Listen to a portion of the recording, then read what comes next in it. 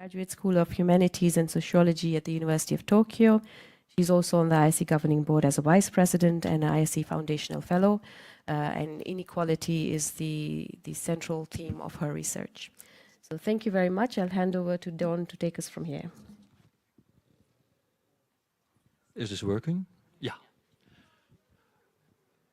Very welcome after the lunch in what I hope is going to be the most exciting session of these days, of course. Now, I'm going to chair this, but I'm allowed to make a couple of points.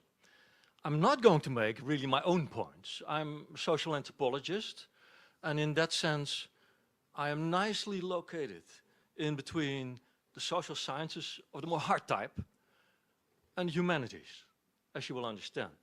Now, I know that our panel is actually really strong on the connection of the humanities and the social sciences. History, languages, religion, social research, data. So I don't need to really elaborate on that. But I want to make a couple of points that are about social research in the present context and its potential relevance for the ISC. Because the ISC is sort of considering this, and I think it is, I'm sort of assuming that we are all social researchers in one way or another. I'm assuming that we all think that the ISC should actually engage on this terrain more forwardly than it has been doing until now. Now, I want to say one word about the concept of research. Arjuna Padirai at some point put an enormous emphasis on research. I think that is very good for us to start with, because so research is always a going back to a theme, but now in a new context, or in a new situation, or in a new conjuncture. And so, but going back to a theme basically means that we already know quite a couple of things, and we build on what we know, right? So I think it's very important for us as the social sciences in the context of the ISC to make it clear that we actually know a lot already, but that we need to do research in a new context. Now, globally, that new context is, I think, for all of us very clear and it's very urgent. And the ISC is also aware of that, as is everybody else, including even Mr. Trump. That context can be sort of quickly identified with a concept that has been circulating a lot lately, and that's the concept of the polycrisis, right? So we are clearly in a new context that needs new research, and that context is the context of the polycrisis. A polycrisis that is both a crisis of the planet, and of ecology, and of the climate, and of the soil. The ISC is strong on these things. It's a crisis of social inequality, social cohesion, the increasing polarization of politics, the incapacity of politics to get hold of the thing, and the incapacity of politics to actually identify in an enlightenment way, in a scientifically informed way, what is going on and what can be done. And then the third, and that crisscrosses the three themes, is geopolitics and the escalating global rivalry, which makes consensus and collective action on behalf of humanity ever more difficult, right? And so the three are related. And the social sciences have of course the mission to make these relations clear. Now, these relations are not only relations of feedback, these are also relations of contradiction. It is very important, I think, for the social sciences at the ISC to be able to identify and label and to put on the table openly the contradictions that we are in, rather than assuming that liberal capitalism or liberalism or society as it is will solve things automatically, because all good institutional things will be coming together on the basis of our good intentions, right? Contradictions are very, very essential for all of this. Now, you will see that in our conversation, and you've seen that earlier here, that we very easily slip into a conversation about regions. I think that's entirely correct. It's important. But regions, of course, are just a geographical concept for the coming together of a set of global contradictions in very specific ways, in regionally specific ways. Now, so this is about place, this is about positions, social positions, geopolitical positions, and it's about histories. Place, positions, and history flow together in the making of regions. So that is why for us it's important to talk about these regional characteristics of processes that we are looking at. But of course, for a global conversation, we need a conversation among regions. I'm entirely, as an anthropologist, sympathetic to the decolonial vocabulary of the day and the post-colonial vocabulary, but we need to talk to each other and to understand things on a global level. Now, the ISC is keen on having actionable research. That sounds easy. And of course, for the technical sciences and for the natural sciences, these have always been tuned into precisely that mission, right? They speak a global, universal vocabulary that is about manipulating factors. Now, the social sciences and the humanities, and in particular the combination of the two, are not about isolating factors like that and manipulating them and intervening like that. We are not sitting at a dashboard, right? There are no switches.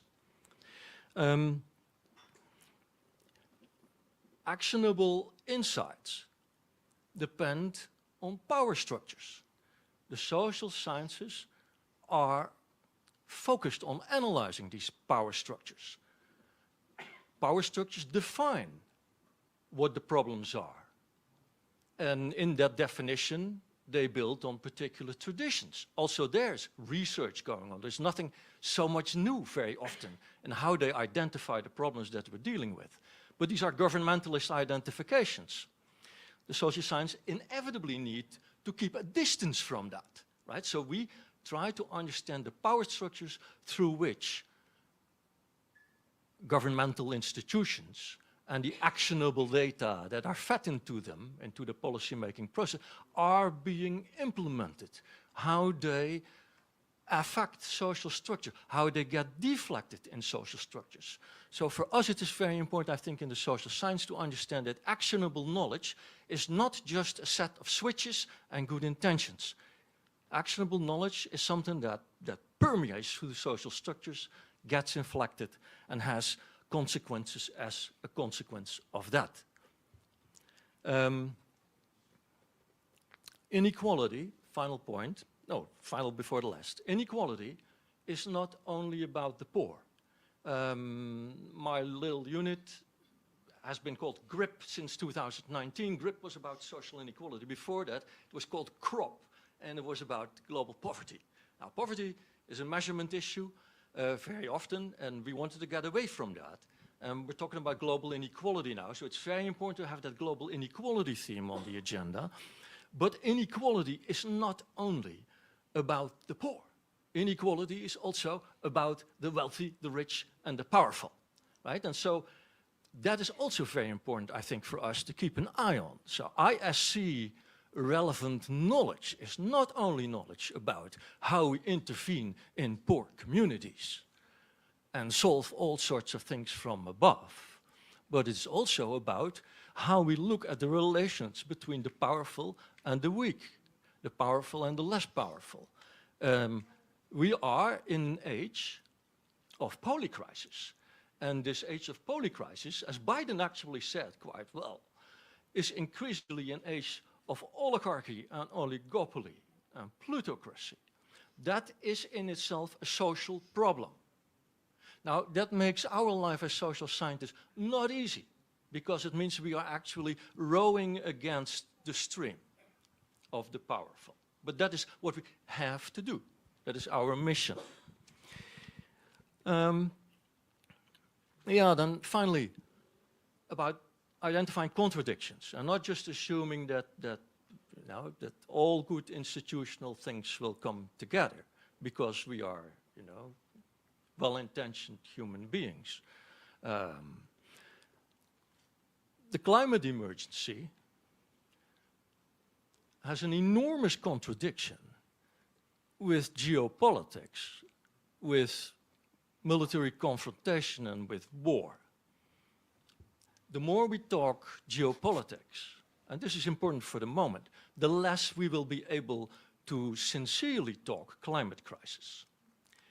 The same is true for equality and inequality issues. The more we talk about war, the more our resources are diverted into militarization, the less there will be space for talking seriously about equality and inequality. The more we talk about solving the climate crisis via green growth, the more there will be creative destruction on the ground. And the more likely it will be that the poor or communities, dependent communities, will be uprooted in ways that contribute to social inequality, to ever less social cohesion, and to social polarization and political polarization. I leave it at this. And now, these are very broad themes. You are going to be much more precise on your own research. And I think, oh, there's Craig. Craig, wonderful that you are there. Thanks for joining us.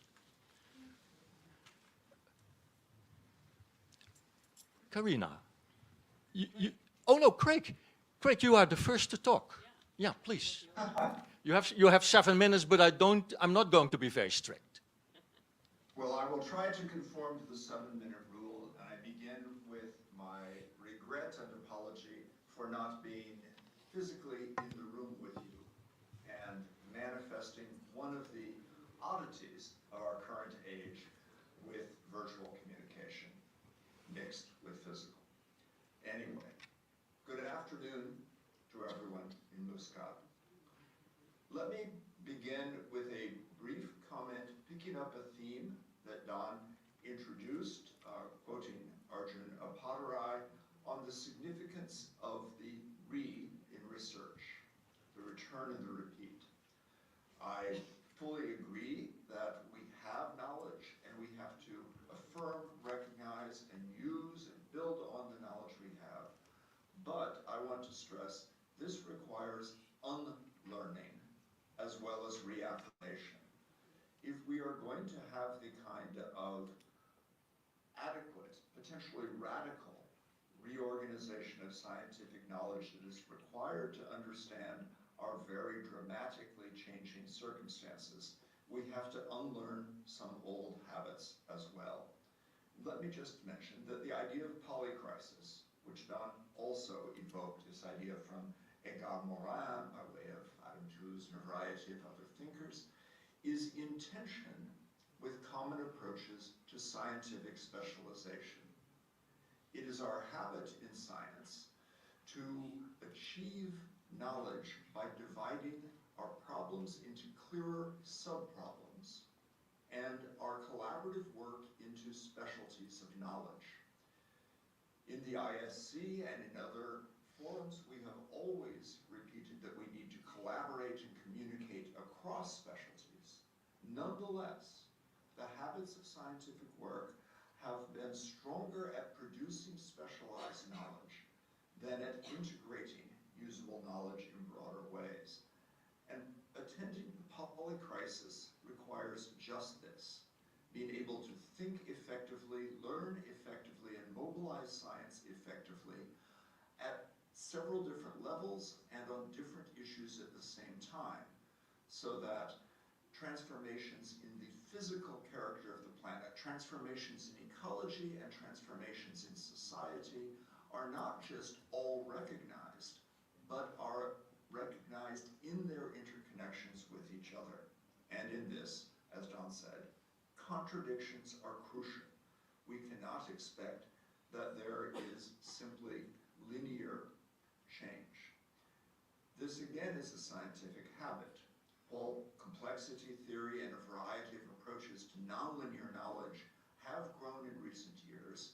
Much of our scientific work is still guided by a general linear approach to reality, in which we expect changes to be more or less continuous, in which the kinds of statistics that we employ to represent knowledge, the models we build, assume continuous linear relations among variables, linear cause and effect.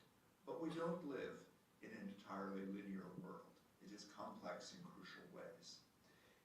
In this world, the issue of inequalities is basic. And I want to stress inequalities plural, not just inequality singular.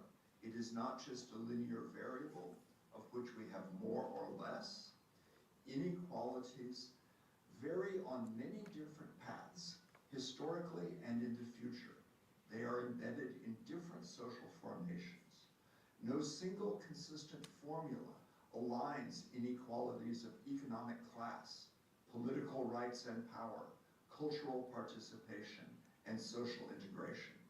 There are correlations and reinforcements, but also tensions among intersecting inequalities such as race, ethnicity, including language, gender, sexualities, physical abilities, as well as class. When we say intersect, in the sense of intersectionality, we don't mean just add up. It's not just a linear accumulation. The intersections may change the way in which each dimension of inequality works, and intersections shape especially durable inequalities that are hard to change. There is also inequality in knowledge, including inability to participate in and access science. So when we pay attention to inequality, we need to be reflexive about the way this is manifested in science. We can look at political and economic inequality as though it were out there in the world. But we need to see that our world of scientific practice is shaped by these political and economic inequalities, by cultural and social differences, and work on achieving inequality in science. There's inequality in ability to access debates about the future. These debates are not equally open to everyone in the world. They require various conditions of access, and this should get our attention. Inequalities in trust are basic. Who trusts science more or less? We complain about lack of trust in science among some political leaders, but we also need to think about what are the conditions for trust in science and for it being shared widely. Third point, sustainable development in this framework cannot be understood just as green growth. Already green growth is a kind of linear approach to something that we should understand as more complex and nonlinear. But also, sustainable development is not just a technical problem of maximizing one direction of change into the future. It is a problem of understanding and addressing the relations among different directions of changes, the choices that are involved. Achieving sustainability, for example, demands transformations in society and in relations to the planet. So we can't achieve sustainability by protecting what we have only, right? Sustainability is not about sustaining the ways of life we have as they exist. It is about managing and improving the conditions by which they will change. There will be and are transformations of diverse ecologies. There will be and are transformations in what drives change. Centrally, change is being driven by capitalism and by geopolitics. And we need to study how this can change. Not just whether there can be a total revolution in which we pursue peace instead of war and equality instead of capital accumulation, but how there can be inflections and redirections of energies.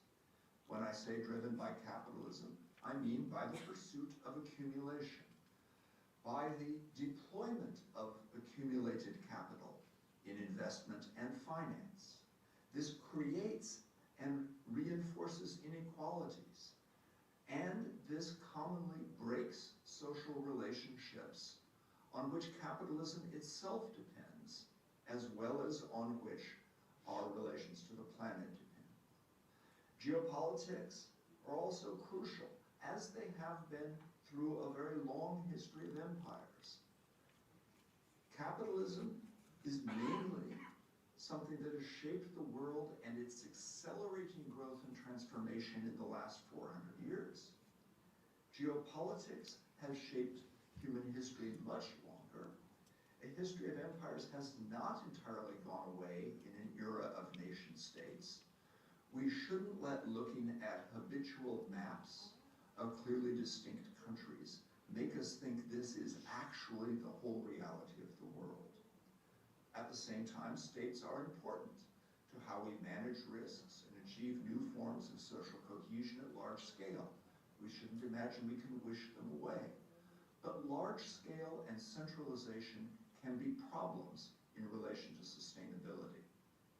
Human relations to the planet are always mediated through place, social relations, ecologies, and economies. They are not just one big general problem which we understand better by studying it at the highest scale. In addition, studying it at the highest scale, climate change at the most universal, for example, is often exclusive to local populations that confront issues of environmental injustice, toxic waste, desertification, and other problems at local scales and through local vocabularies and relationships. We should be careful not to let our pursuit of the biggest, most inclusive picture become exclusive of these people. And in this context, moreover, the pursuit of state power drives its own destabilizing agenda. Military technology and capacity are part of this. If those are our investments, as Don said, we are not investing in sustainability or in science, or rather we are skewing our investment in science in a certain direction. This is a big issue before us as geopolitics, because we need to ask whether the geopolitics that have governed our work on the seas and lands of the planet will be extended into the Arctic with global warming and into space. And finally, the last point, increased cohesion is a condition of sustainable society and relations to nature. We cannot achieve better relations to nature by fragmentation or by accenting the contradictions. We need to address the contradictions, both in general and in local context. And cohesion is also a mandate for science. We need to work collaboratively, not least integrating different disciplines and perspectives, including between the social sciences and the natural sciences. One of the roles of social science in the ISC and in general is, in fact, to help science understand itself and achieve the necessary transformations. Thank you.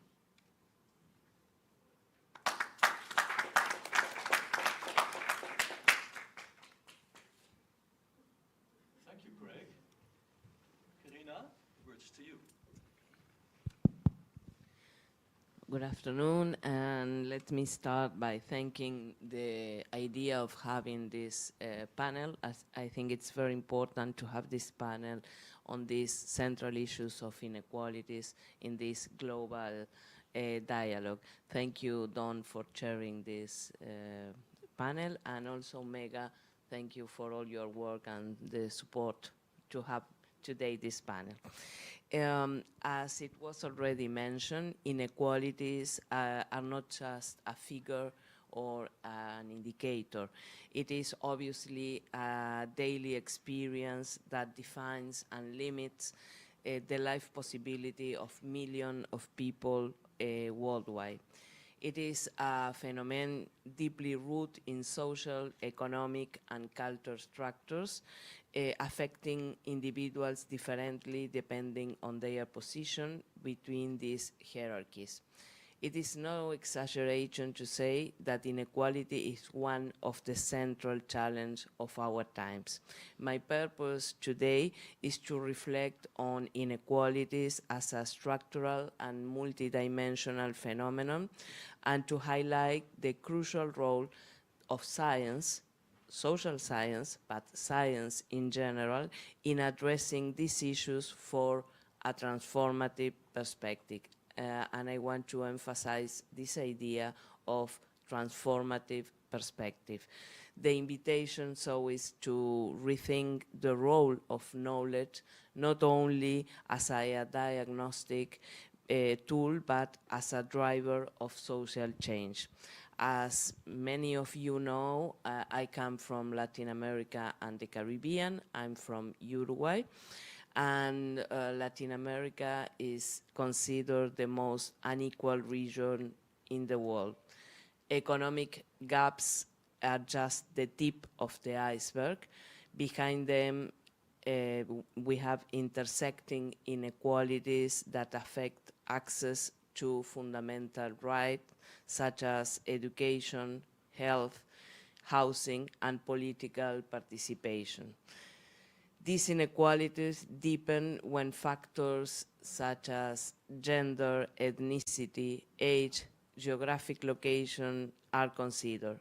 Women, Afro-descendant populations, indigenous people, and rural communities face multiple and systemic exclusions, perpetuating cycles of poverty and marginalization. But obviously, this characteristic of Latin America are, we can see it also globally. These dynamics are equally alarming at the global level. Extreme wealth concentration, climate crisis, job insecurity, and unequal access to technology are contemporary expressions of a system that privileges a few at the expense of the majority. These disparities not only erode social cohesion, but also hinder our collective capacity to address global challenges such as the recent pandemic of COVID-19, the climate change, and the migration crisis. Remember what is happening today with migrant people being deported from the US in inhuman conditions, people from Latin America and from other countries. Inequality cannot be understood solely as a matter of resource distribution. It is obviously a structural phenomenon rooted in power relations that shape our institutions, economies, and cultures. Critical theories have emphasized how economic and symbolic structures reproduce inequalities over time and space. In this sense, inequality is also a multidimensional phenomenon. Beyond income, it encompasses dimensions such as access to education, health, justice, and political representation, as I mentioned before. The concept of multidimensional poverty, obviously with different authors working on it, Amartya Sen, Marta Nussbaum, and so on, provides valuable tools for understanding how deprivations extend beyond monetary factors affecting fundamental human capabilities and opportunities. But what can we do regarding research? With progress and with challenge can we identify? In recent or in the last decade, research on inequality has advanced significantly. Tools very well known as the Gini Index, the studies on multidimensional poverty and gender gaps, analyze that these different tools have allowed for more precise mapping on inequalities. However, this approach reveals significant limitations. I will only mention three here. The first one is reducing the phenomenon of inequalities to quantitative indicators. While quantitative studies are valuable, they often omit the narratives and the experience of those who live those who live with inequality, decontextualizing their reality. This approach can obscure the cultural, historical, and symbolic dynamics that perpetuate exclusion. Second, epistemic gaps between the global north and the global south. Knowledge produced in the global north often dominates academic narratives, disregarding the realities, priorities, and epistemologies of the global south. This perpetuates intellectual colonialism, limiting our comprehensive understanding of inequalities. Third, sorry, my watch is telling me I already used 7 minutes. One or 2 minutes more, please. Sorry. Third, disciplinary fragmentation. Obviously, we need a transdisciplinary point of view to research on inequalities. But we also have to ask us, what is the role of science in this issue? And I think that science plays a crucial role, not only in making inequalities visible, but also in trying to transform inequalities. To fulfill this role, it is essential to rethink the place of knowledge in our societies and link it directly to struggles for social justice. We, for example, in CLACSO, in the Latin American Council for Social Science, we have promoted situate and co-creative approach, positioning study subjects as active participants in knowledge production. Additionally, I think that overcoming disciplinary boundaries and fostering dialogue between science, social movements, and public policies is essential. This implies 3 things: redesigning our research questions, encouraging interdisciplinarity, and embracing innovative methodologies. When I say embracing innovative methodologies, I especially want to emphasize the idea of incorporating participatory methodologies, in-depth qualitative analysis, and also to include emerging technologies to capture the complexity of inequalities. I think our region, Latin America, is like a laboratory of resistance, and we have a unique legacy of resistance and innovative proposals against inequalities. Just to mention some examples: feminist economics, decolonial theories, and what we say in Latin America, the buen vivir, Bolivia, and the vivir sabroso, Colombia, for instance. Practice of indigenous people. Our region has been a space of experimentation for alternatives that challenge hegemonic narratives around inequalities. So we need really to build a transformative global agenda, and that's one of the purposes of the International Science Council. And for this, we need to foster collaboration between institutions in the global north and in the global south to develop methodologies that combine critical analysis with applied approaches, and also to link research with public policies and social movement. This last point is, for me, a very important issue to take into account. I really believe that only through knowledge that is ethically and politically committed to social justice, we can transform the structures perpetuating inequalities in our world. And I really believe also that ISC has a crucial and important role to play in this issue. Thank you very much.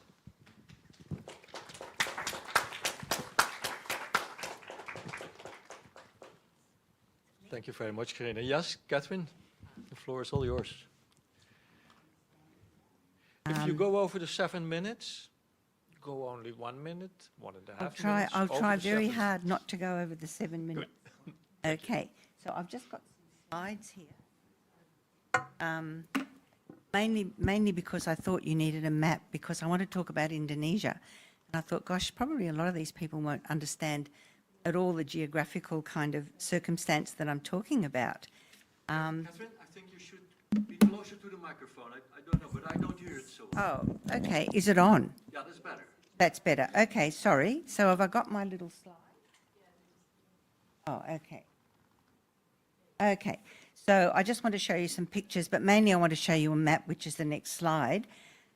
So, sorry? I've got the clicker, yeah. I wanted to talk about climate change and in relation to inequality, and talk a little bit about some research that I've been recently involved in Indonesia. So the direct impacts of climate change, as well as mitigation and abatement strategies, amplify social and economic inequalities, and they really, I think, pose a challenge to the development gains that were made in the last sort of 50 to 80 years. You know, the kinds of changes that were marked, what I see as the optimistic way from the division of the world into developing economies to reliance on these much more flexible and mobile sets of indicators like the MDGs and then the SDGs. And I think that climate change threatens to entrench distinctions between rich and poor, both within nations and between nations. Wrong direction? No, I'm trying to change the slide. I'm not trying to... Oh. It's gone. Anyway. Oh, that one, sorry.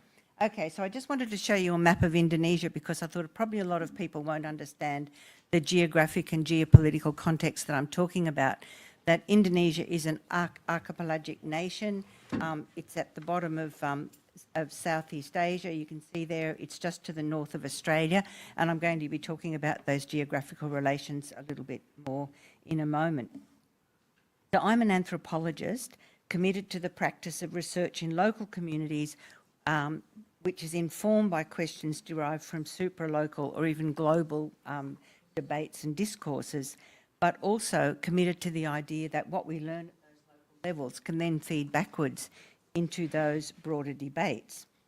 And so what I see the research that I'm going to be talking about today as being able to do is to feed back into these conversations that we're having about sustainable growth and equity, or sustainable growth with equity, which is the term that Indonesia uses in expressing its commitment to COP targets for reducing greenhouse emissions. So I want to focus on communities living in the islands of eastern Indonesia. For those of you that don't know Indonesia, Java is the population centre with over 100 million of the 200 million plus populations. And it's very densely populated, wet rice cultivation, et cetera, the centre of wealth and growth and development. The eastern parts of Indonesia are these very dry, often small islands where you have people dependent on subsistence agriculture under very difficult circumstances, but also obviously very much dependent on the sea, on coastal, on fisheries and other kinds of marine activities for their livelihood. Now, in the eastern part of Indonesia, they're very dependent on what used to be the very regular monsoonal rains for their subsistence. You know that the rains are going to come. You plant your crops at the beginning of what you know to be the wet season, and they make a distinction between what they call the hungry season, which is after you harvest and when it all goes very dry until you wait for the next monsoon, and then the extraordinary hungry season. And in recent years, what they've been mainly experiencing are the extreme, the difficult hungry seasons, because the monsoonal rains just don't come anymore in an orderly and predictable fashion. I just put this up to sort of make the point about the way that the current crisis has been as other people have talked about, has been linked to capitalist development. You can see, you can't slides very well from the timeline there, but that dramatic shift from, you know, when industrial economies started burning lots of fuels to fund industrial development and so on. That's just a little picture showing you the Sustainable Development Goals. That one's a bit out of order. We're going to talk about this later. This is a picture of seaweed farming, which is an adaptive strategy that a lot of people have moved into as a consequence of the threat to their fisheries from climate change and its effects. So these eastern islands are blessed with some of the world's most magnificent coral reefs, and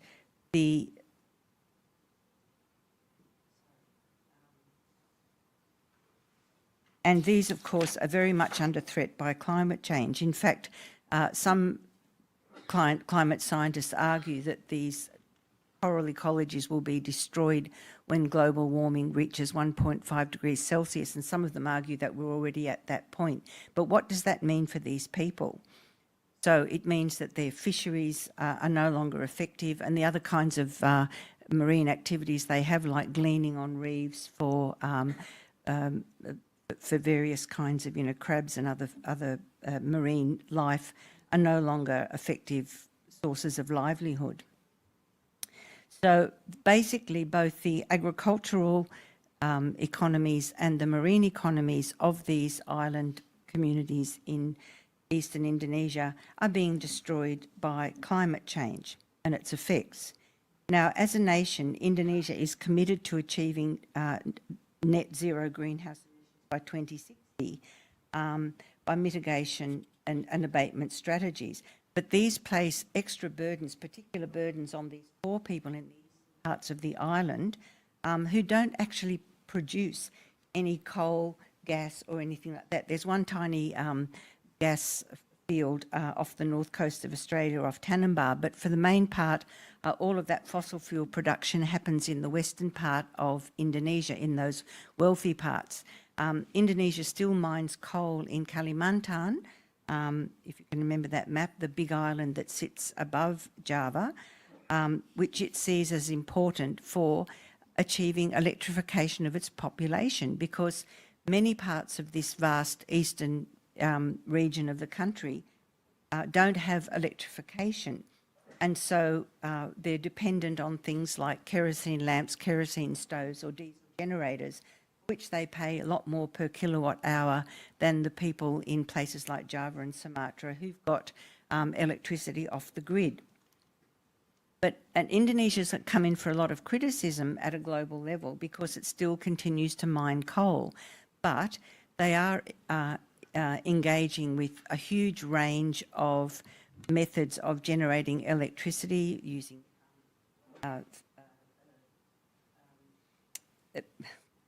using a lot of solar, using you know,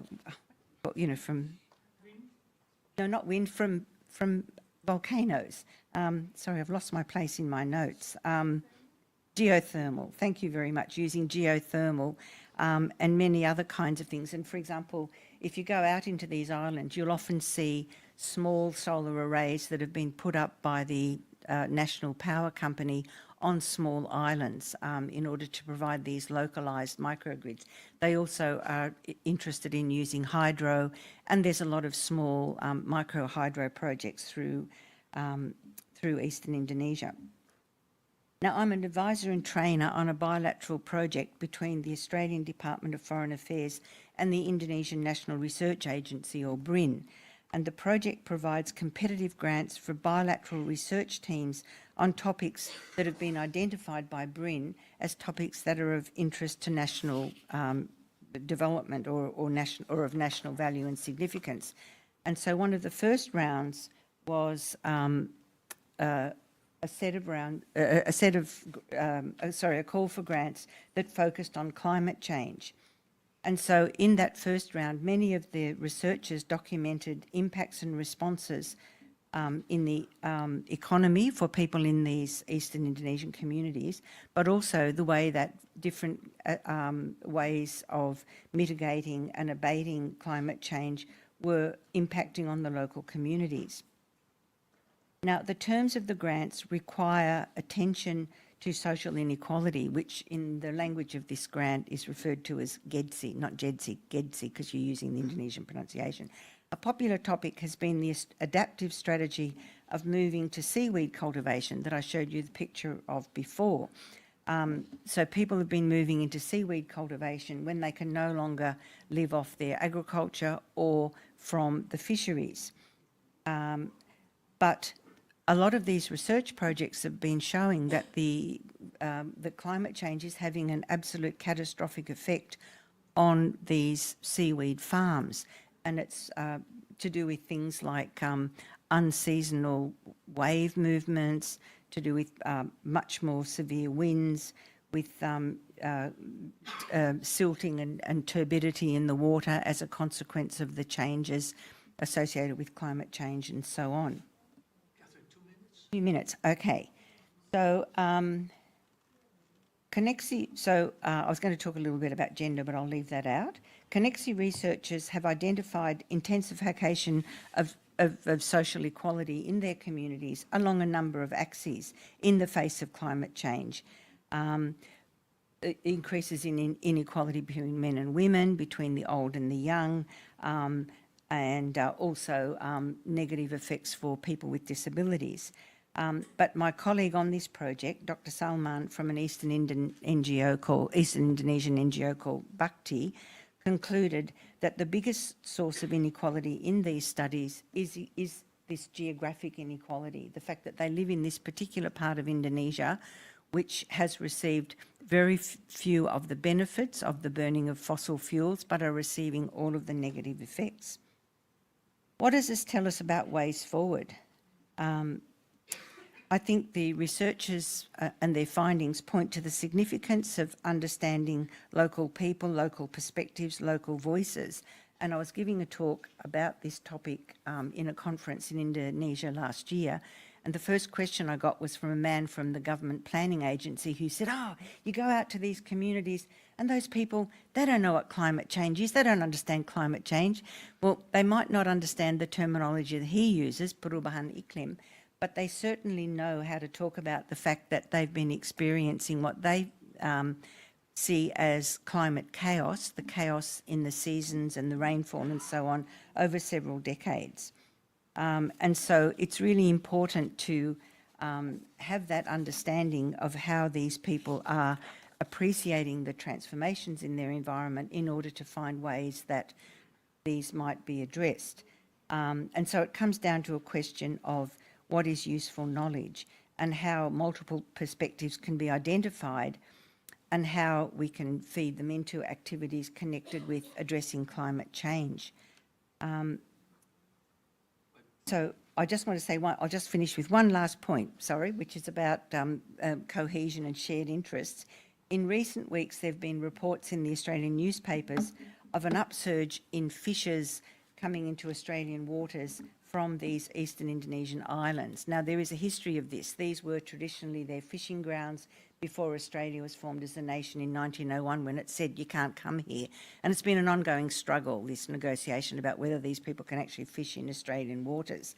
And when I was talking about this with a political science friend, she just said to me, oh, it's an election year. You know, the government loves this, the opposition loves this as an election strategy. Panic, panic, panic. You know, they're coming to invade us on their little fishing boats.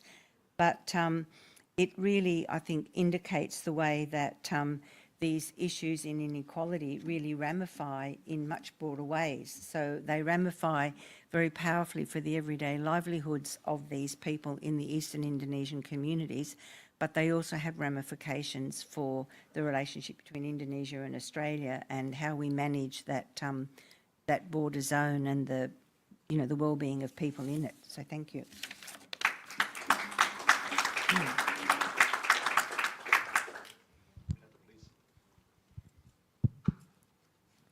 Good afternoon. Thank you, Mega, for inviting me to be on the panel, and Don as well.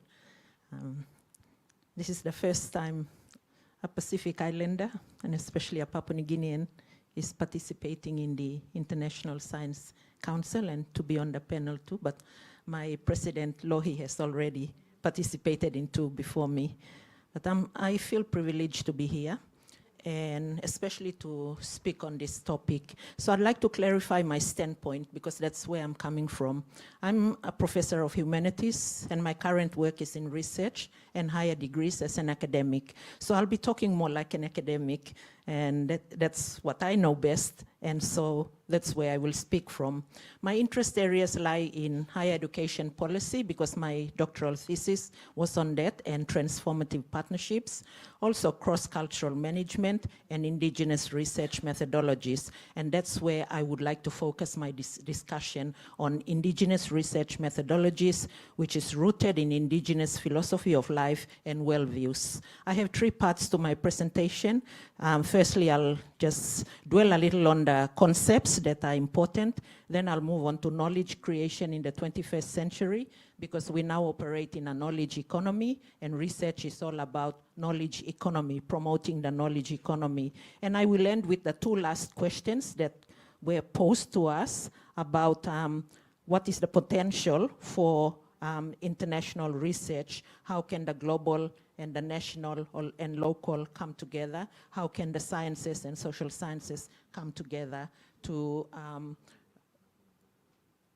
improve upon research for the common good or global good, to be of service to our people?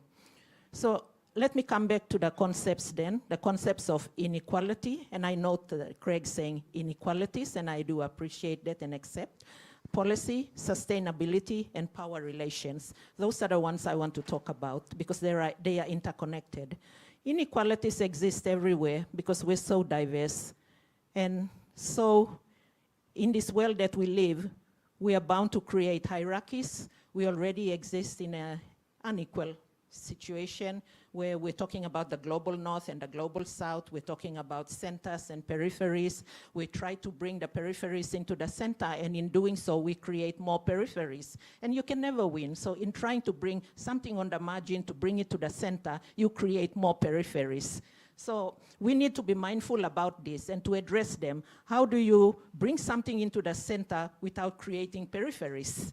That's a big question. And in research, we need to think about that too. There are dichotomies of us and them, national and global. And so I do agree with a lot of the points that have been raised by both Karina and Craig. The second term is policies. Policies are human created. And I've been listening to the presentations, and I think one of the presentations in one of the session before we started this workshop was about policies. We do not know where these policies come from. Well, policies are human written. They're written by people, human beings. And so they're bound to be tied to ideologies, and they are value driven. Then it's based on whoever wrote it, their context, their situation, what they know best, so they impose it and translate it upon others. That's all they know, and they will impose that. And when we come to accept it and we say, oh, well, it worked in their context, so it should work in our context, we accept it, and eventually it becomes the norm, and it shapes the way we behave. So we need to be mindful about that too. And policies are political. So higher education, academia, and research organizations are political entities, whether we like that or not. So where you have more than one person, you're engaging in politics. And when you engage in politics, there's bound to be power relations. So recognizing these power relations is critical so that we can uncover the power relations and we can address them. And I talk about power relations in three different types. There is power over, which is promoted by the global north, because it's about science, it's about being technical, it's about being structural, and it's about being hierarchical. So it's imposed on the global south and marginalized societies and indigenous societies as well. Then there is power with, which is horizontal, working with, which is what many of the international non-government organizations are promoting now, where we work with the people, we listen to the voices of the people, what do they have to tell us? And that's power with. You're sharing your power with the people, power with. But there's a third one that I did conceptualize this as well, and it's power within. Within us individually, we have the power to make a difference, to bring about change, and we can influence others through a small ripple effect, and then it becomes big. So we look, I talk about these three things every time with my doctoral students to uncover power relations, that there is power within yourself, you know what it is, and you can bring it out. There's power with working with communities and others, and there's power over, which is imposed. And policies are dominant, and they dictate and they project this power over position. And so does research, which is rooted only in the natural sciences. And that's why we're having this conversation now to talk about what can the social sciences bring. Okay, the sustainability. Sustainability in simple terms, in Papua New Guinea, when we talk about sustainability, we like to talk about protecting, preserving, and promoting not just our environment, our cultures, our social way of doing things, our traditional economic systems and all that. We talk about all that as in the context of sustainability. Even financial sustainability, we talk about that in that context. So it's not just about the environment. Let me come to knowledge creation in the 21st century. We've moved into a knowledge economy, which is driven by technology and research. And that's why you have the International Science Council. You're trying to find a way on how to deal with this knowledge economy. We talk about globalization from above, which is also imposed. But there's also globalization from below, where we want to listen to the local context, the way the local communities, the way the national states promote their policies and their ways of doing things. And so, yes, that's okay. We can meet halfway with globalization from above and globalization from below. Then what do we get? Maybe a hybrid model.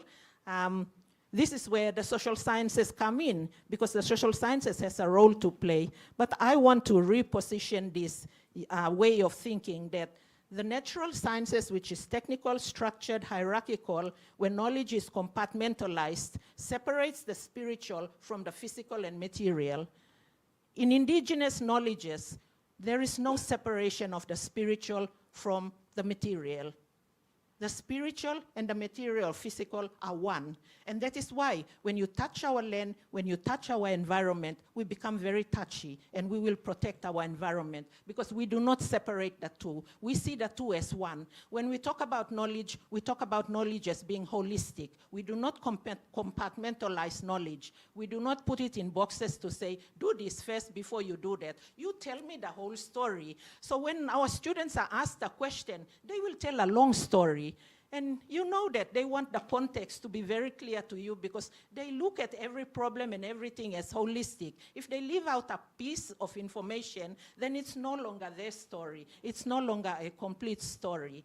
So with the social sciences brings in the context. It is context specific, taking into consideration the national agendas or the nation state. It is subjective, it is qualified, it is problem driven, and it is explored in context as opposed to the natural sciences, which is objective, quantified, hypothetically driven, based on experiments, laboratory structured. But the social sciences also originates from the history of the natural sciences. It came from the same culture. What is different is the humanities. The humanities is rooted, it's really created by the people because it's about people. Humanities is about people. It's about human development for our, transformation. We talk about human development in Papua New Guinea as a way of transforming people, relating to people. And I'm now coming to indigenous knowledges. Our indigenous knowledges are based on our worldview, our philosophy of life, as opposed to Western science and its philosophy of life too, which is scientific. Indigenous knowledges are about our ways of knowing, our ways of being, and our ways of doing. And this is true for First Nations, like the Aboriginal Torres Strait Islanders, First Nation people of Canada, Maoris of New Zealand, Africans as well. And we talk about indigenous knowledges because that's what we know best. We draw that from our environment. It is a way of life. We talk about it as a way of life. We don't go to school to learn about it. It's inherently there. We know it when we grow up. We know what respect is. We know what trust is. We protect our knowledge. But that voice is not there, and it's not heard. And indigenous knowledges is taken up and they've tried to promote it through the social sciences, but it doesn't work through the social sciences. It works through the humanities. And so I'm saying you have the natural sciences on this end, one extreme, you have the social sciences on this end, but the humanities is the bridging one that bridges the social sciences with the natural sciences, and in the humanities, you find the space where indigenous knowledges will exist based on the philosophy of life, which is our ways of knowing, our ways of being, and our ways of doing. Let me come back and theorize that and place it more into context. 1 minute, okay. I think, no, let me stop there. I think it's a good moment to stop. Yes, yes, I think it's a good, yeah. Thank you. Okay, thank you.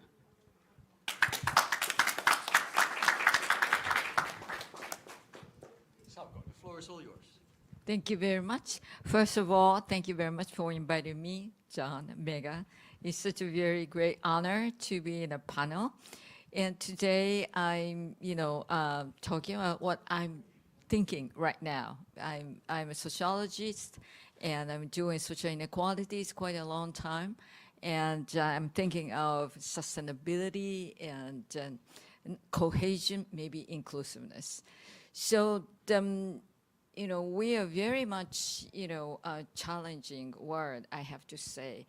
And today, I really like to talk about, global inequality and multilateralism, focusing on gender and generations.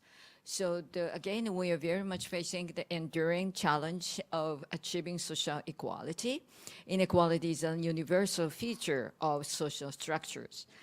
And global systems are complex in numerous ways, and addressing inequalities within them require a multi-phase approach.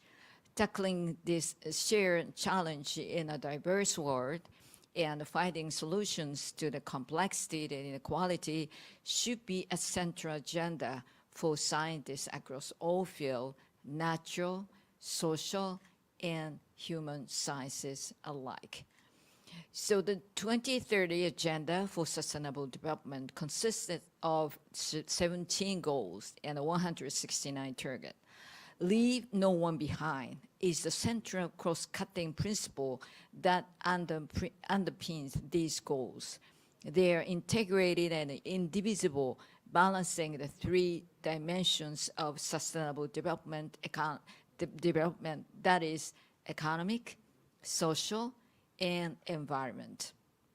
But however, there are quite few differences in the level of achievement across these 17 goals.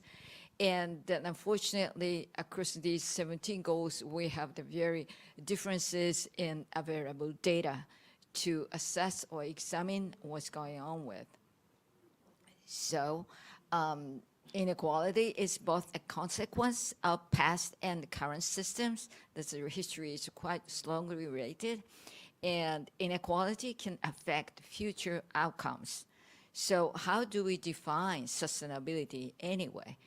And how can we set the common goal to ensure a better future for the planet? To answer these questions, we must build a shared set of values and norms. Inequality is a significant barrier to sustainability, and creating inclusive systems is essential to overcoming it. But how does the inclusivity look like? Well, one key solution could be the development of robust social security systems. But how can we design better systems that make societies more inclusive and robust to promote global sustainability? I have more questions rather than the answers. So these critical questions must be tackled by scientists across all fields, particularly social scientists. I believe it's, of course, working with the humanities areas, working together across nations, across the regions. So global issues and global goals in different countries and different regions and at different levels. So I like to focus on the two global issues. One is the demographic transformation, represented by the lowering the fertility rate and aging population, and the gender gap. So again, the realities are different, even though just talking about the gender gap. And we have to specify the problem, the issues to talk about. Of course, and capitalism and democracy is one of the core, values, some theoretical framework. But how we can, make the society better, or how we can make the people or individuals feel better. In order to get these kind of questions, we have to first specify the problems and issues. And we can propose possible so-called policies to improve the solution, because how this problem is that comes from, because this is problems come from maybe the not human nature, from the people's not natures, seems to me. So they're quite related to each other. But how to measure the change or improvement, how much we have done better or worse. So how to assess it. So which specific occasions, regions, and countries should be considered when measuring the degree of inclusiveness? So just talking about measurement, we have to work together with the people, with the researchers, and with the people, and with the countries, with different situations, in order to have this robust measurement. It's not necessarily only one single measurement, but we have to better measurement with some kind of multi-level of component. How shall we compare and assess the different types of values? It is also very, very important, but it's not the single comparison, say the economic values, cultural values, or some simply the personal kind of beliefs. So there are the different dimensions, different aspect which they have. So again, I couldn't show the pictures at this point, but again, we have the very different, for instance, demographic distributions. Say that Japan is the most aged society. The percentage of those 65 and over is closely the 30%. And or simple in average age of the people, living people in the society are also very different. Say in Japan, over the age of 40, and some countries in Africa, say the younger than the 20.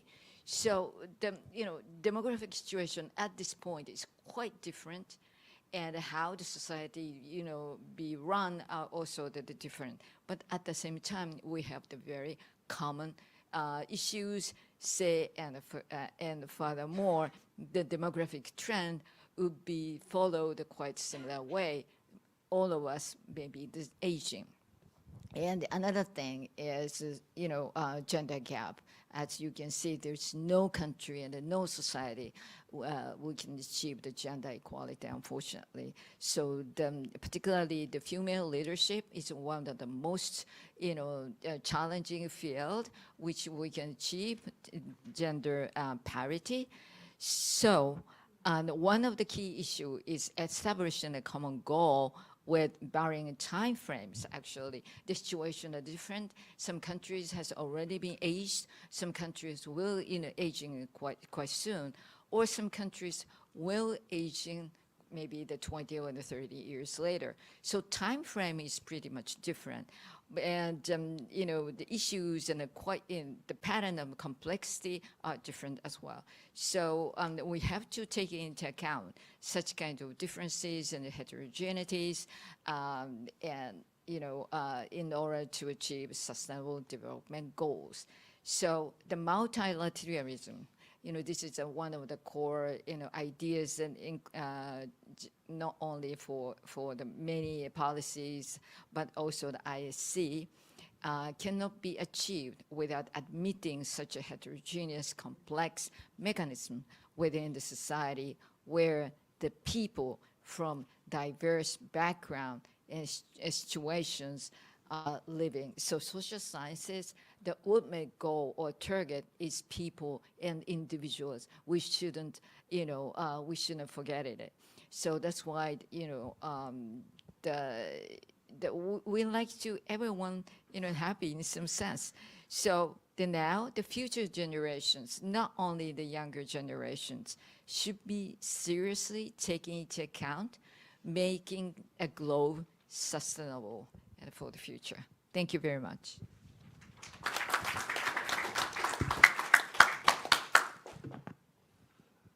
Well, it is about time to stop formally, but we can take at least 10 minutes more.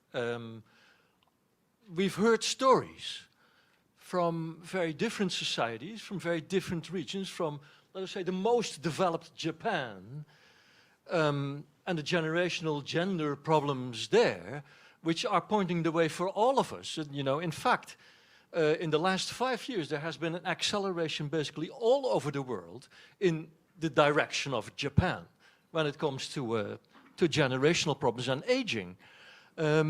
We've heard stories from Indonesia, from Papua New Guinea, from Latin America, and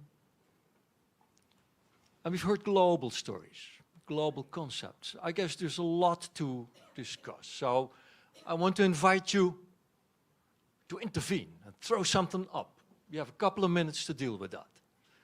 Of course, you can address a particular person. Shall I give you the micro?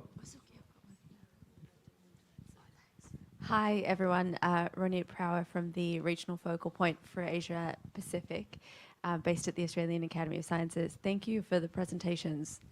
That was fascinating. And in particular, I really appreciated the way that you spoke about, you gave us the real human stories that are the implications of some of the things that you discussed. One of the things I'm curious about that is happening in Australia is a lack of funding for humanities research specifically, and all of you talked a little bit about the importance of social sciences, anthropology, and work in the humanities. And I think, in many places, it's basically the argument that if you study humanities and you get a wonderful degree in anthropology or English literature, there won't be jobs for you, and therefore the government is less interested in funding those degrees. And I'm wondering if the panel has thoughts on that and how we communicate the importance of the humanities to governments and communities. Thank you very much. We collect a couple of questions. Thank you. Daisy from South Africa, and I'm representing CoreData. I just want to find out more your thoughts around when we talk about inequality and social cohesion, linking that to social justice when it comes to access to resources, and especially when we look at the electronic databases that, as librarians myself, we subscribe to for academic libraries. You as researchers, you publish, but then at the end of the day, when the popo hits the fan, you come to the library and say, why can't I access this particular database? And let's talk about scholarly communication in relation to social justice or social cohesion and access inequality. Thanks.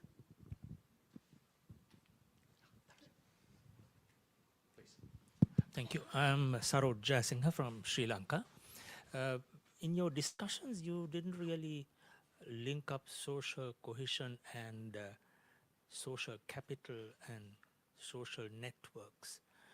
Social networks, which I think are crucial in our part of the world because we are from a collectivist society. And it's the social, we may call it social capital or the networks, the strength and the multiple networks which we have, which makes our societies resilient. And if you compare Katrina with what happened with the tsunami, you will see the difference. How in Katrina, they were shooting at people who were trying to come to some of the areas, and they blocked people from coming to the less flooded areas, while in Sri Lanka, people just went out to bring in people, to help people, and it was mass mobilization without any government interference. So I think that's a crucial factor in our cultures which we are missing. The collectivist ethos which we have, and the networks. I mean, in Australia and so on, you talk of volunteerism. In Sri Lanka, you're volunteering all the time. So you don't have to have volunteerism because you're really helping people around and your networks, right? Thanks. Great, thank you very much. Are there other questions, remarks, points, issues for discussion? Who wants to answer? I think, Maretta, you should in any case. The question on funding for humanities and the social sciences. This is I think this is where one inequality exists. In Papua New Guinea, we're talking about endowment funds. Alumni of universities are now contributing to the endowment fund, and they would like to tie it to particular research areas, and one of them is the humanities and indigenous research. So at least that's what we are doing internally as a country, where we're trying to help ourselves, and we hope we can send a message out to the government too, to see that, yes, we are helping ourselves, so please come good. I attended a workshop with Australian Awards conducted towards the end of last year, and they were talking about a new agreement with the government. If institutions want this, they have to sign this agreement, and these are the terms and conditions. So I appealed also to the Australian Awards team that, can you look at what our real needs are? We would like, funding to go to what works for us based on our context. So I did bring that up, and they appreciated it. So we're having those kind of difficult conversations and dialogues, and we want to also have journals in the humanities and publish in them, encourage staff and students to do that. So we might want to consider that as in ISC, instead of just looking at well rankings based on natural sciences. What about the social sciences and humanities, in terms of well ranking, something like that. Do it short, Curtin. Sure, yeah, I just wanted to take up this issue about social cohesion, social networks and resilience, and I'm an anthropologist, and I think this is what you're picking up is this really interesting issue about social cohesion and social capital. And I think people in poor communities often have a lot of criticism of them if they spend money on what are seen as from a capitalist perspective or a Western perspective, as non-necessary expenditures like on ritual and so on. But there's been a lot of really interesting research in the region where I do research, which shows that those kinds of things are really important. Like, for example, in Timor-Leste, when the UN pulled out and the monetary economy completely collapsed, and there was an upsurge in ritual activity, which a lot of people looked at it and said, oh, goodness, these people are really stupid. What are they doing, killing all these animals and doing this and all? But a lot of it was not just about those material benefits of feasting and ritual and sharing and all of that kind of thing, but it was precisely those people putting into action the things that they knew created exactly the kinds of social cohesion that you're talking about that give them resilience in the face of dramatic changes. And I can only lament on the issue about the funding, but I don't really have anything to say. Karina, please. Craig, I'm coming back to you at the end, okay? Yeah, only one quick question. I'm more worried about how priorities are defined and budget is allocated. And my question is, why should be social scientists and people working also in humanities always have to demonstrate why we are important? Do we ask to a natural research scientist or to a physician or whatever why physics is important? No. So that's not the question. The question is, please don't ask us why we are important. we really are important, and what we have to discuss is how priorities are defined and how budget is allocated in the university system, in higher education system, research councils, in institutions like the International Science Council, and so on.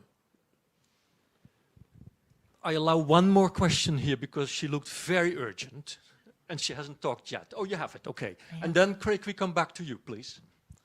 Yes, thank you very much. My name is Diana Roig and I work in Barcelona.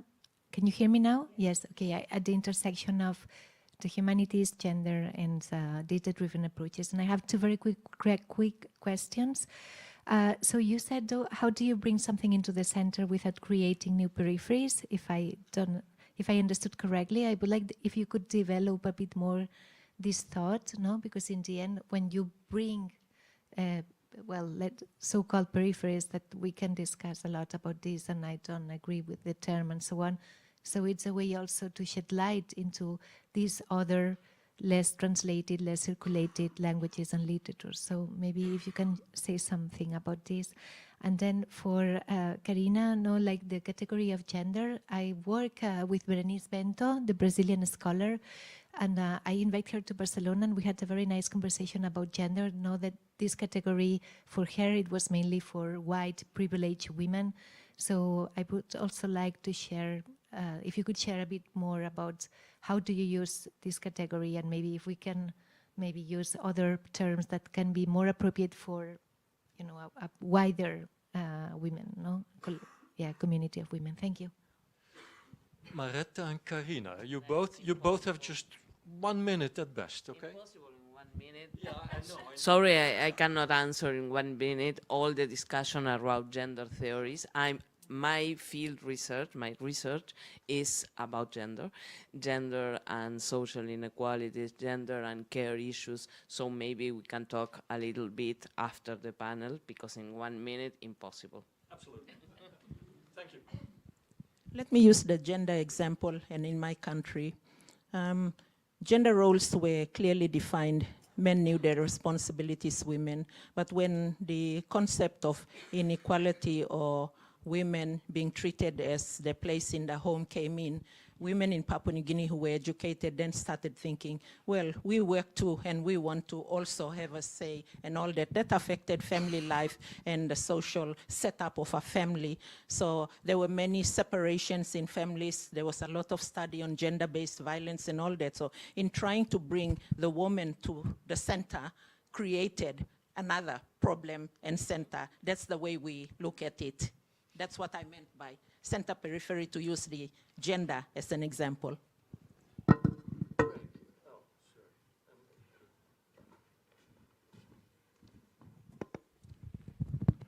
Craig, I give you the last word. Well, I will try to live up to the trust implied, Don. Let me comment just on the, if you will, institutional organizational moment. I think complaints and worries about funding and the attention of policymakers are completely warranted. There is a huge bias. But as social scientists, we need to study the reasons for this. We simply cannot resolve this as a question of a call for justice, because there are different criteria for evaluating justice. We may be right that justice requires a different set of funding guidelines, but we need to understand what those making the funding decisions are thinking of, and so it will take some sort of movement and change to change that. The issue of humanities funding, for example, and also which kinds of social science funding. Is it all economics? Does it include anthropology and so forth? These are questions that are shaped by the domination of capitalism and the state in funding decisions, and the pursuit of what is efficient for advancing the interests that are understood by capitalism and the state. So we need to either change the understandings of the state actors and the capitalist actors, or reduce the influence of capitalism and central states if we want to see a different regime of funding. We have a funding based on university competition for status. This is where the global rankings come in. But the global rankings have not been deployed in order to improve justice, but to improve an efficiency of resource allocation from the point of view of states and capital. So not surprisingly, the effect of the rankings regimes is largely to reinforce the domination of certain universities from the global north and of certain practices from the global north and people from the global north as they are transplanted into the global south. We need to demand other criteria.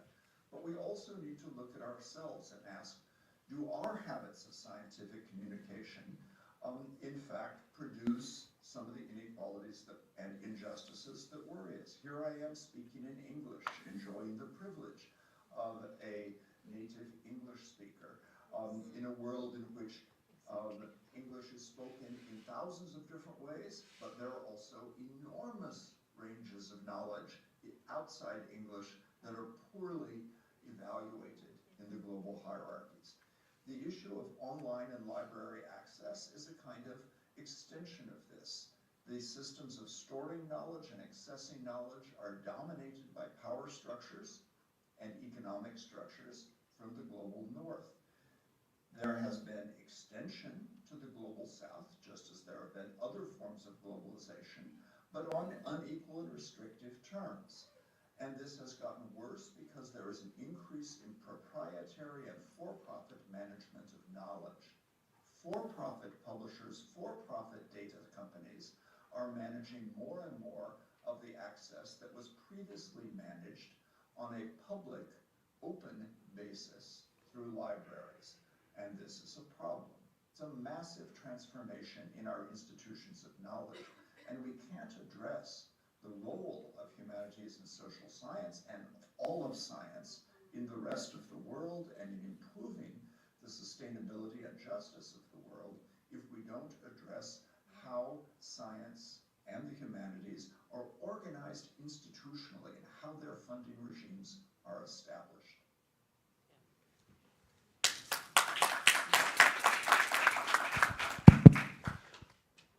I thank you all very much, also for sitting this out. I thought it was exciting. I thought we made a very powerful claim for the inclusion of the social sciences, anthropology, and the human sciences in the ISC, in policies and policy making and policy advice, in the creation of actionable knowledge, while at the same time taking also a certain distance in critical reflection and analyzing the power structures of which we are part. I thank all of you very much. I hope that this has effect. Wish you a good conference.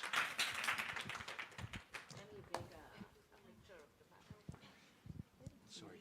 Can we take a picture of the panel? Yes. Let's take a picture of the panel.